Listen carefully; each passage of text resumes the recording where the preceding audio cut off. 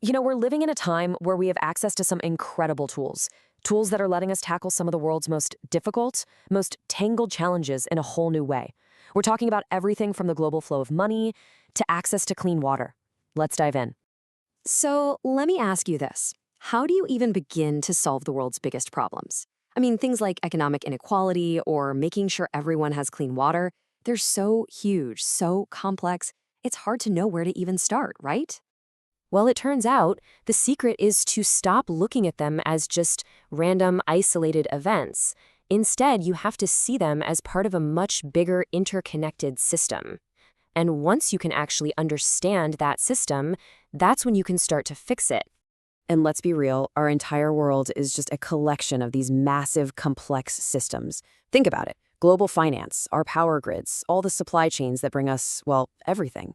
They're all these giant, intricate networks with a million moving parts. Okay, so to really get a feel for how this works, let's zoom in on one specific example: the system of international money transfers. This is basically a critical financial artery that keeps the entire global economy pumping. And for millions upon millions of people, sending money home, that's not just some transaction. It's an absolute lifeline. It's what pays for school, it covers doctor's bills, it keeps a family's small business afloat. So making this system work better has a huge, real-world human impact. The biggest headache is something called remittance liquidity. Now, the best way to think about it is like air traffic control, but for money. You have to get the right amount of money in the right currency to the right place at the exact right time. It's an unbelievably complex logistical puzzle. And when that puzzle isn't solved perfectly, well, this is what you get. The money gets delayed, costs go through the roof because of currency risks, and sometimes the payment just fails.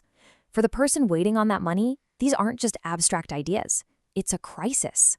So how in the world do you fix a system that's so chaotic?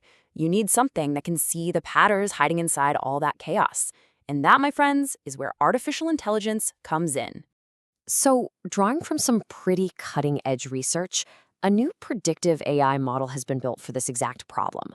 Its whole job is to manage this flow of money and, get this, anticipate the problems before they can even happen. The engine behind this whole thing is a neural network, which you can think of as a sort of digital brain. It works kind of like this diagram shows. It pulls in tons of different data points, processes them through all these hidden layers, and then spits out a prediction. So instead of water data like you see here, it's looking at transaction history, market trends, all that good stuff. And here's the play-by-play. First, the AI just vacuums up massive amounts of data. Then, it uses that to forecast where money is going to be needed most. Next, it figures out the absolute cheapest and fastest way to get it there. And finally, it actually executes the transfers, automatically dodging any digital traffic jams along the way. The results of all this? They're pretty incredible. By predicting and optimizing everything, the model slashes those frustrating delays, brings down the costs for regular people, and manages all the financial risks that make sending money so expensive in the first place. And this quote from the research paper really nails why this is so important. Look, this is way more than just a tech upgrade. By making the whole system cheaper and more dependable, it actually helps more people get access to the global economy. It's a huge step for financial inclusion. And this is the really exciting part, this is so much bigger than just money. This whole way of thinking, using data and AI to optimize these super complex networks, well, that's a powerful toolkit you can use to tackle some of our most fundamental human challenges. And a fantastic example of this in action is the Boris Mintz Institute. They've taken this exact same data-first strategic approach and are aiming it at a whole range of global problems. I mean, just take a look at the sheer scope of what they're working on. They've got dedicated labs focused on everything from water scarcity and economic inequality, all the way to conflict resolution and renewable energy. We're talking about the big ones, the really tough nuts to crack. And this, right here, is where the rubber meets the road. On the left, you've got the raw, complex data from a lab. And on the right, you see the result. Kids in a community in Tanzania getting clean, safe drinking water. That's the connection. So how do they get from one to the other? Well, their water lab uses the exact same type of AI model we saw with finance, but they're using it to predict water contamination. And that research directly leads to creating low-cost, effective purification tech that can be used where it's needed most. And here's another amazing example. On the left, you have a chart that's breaking down the wage gap. On the right, you have a researcher presenting the kind of findings that can actually change policy. It's that exact same journey, from deep data analysis to real-world impact.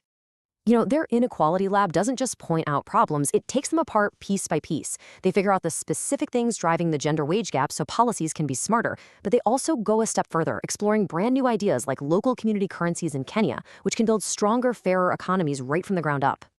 So when you pull all these threats together, from making money flow better to making sure clean water flows to a village, a really clear picture starts to form. We're not just looking at a few clever solutions, we're seeing a whole new toolkit for making systemic change happen. And this is what's inside that toolkit. It's all about using predictive AI, making sure every single decision is backed up by solid data, turning that knowledge into smart policy, and at the end of the day, optimizing the very systems that run our lives. And that's why all this matters so much. The very same logic, the same fundamental approach that makes sending money faster and cheaper, can also be used to get clean water to people who need it. It's a universal way of thinking that can just make our world work better. Which, of course, brings us to the big final question. Now that we have these incredibly powerful tools to analyze and fix systems better than ever before, what's the next big challenge we should point them at? What should we fix next?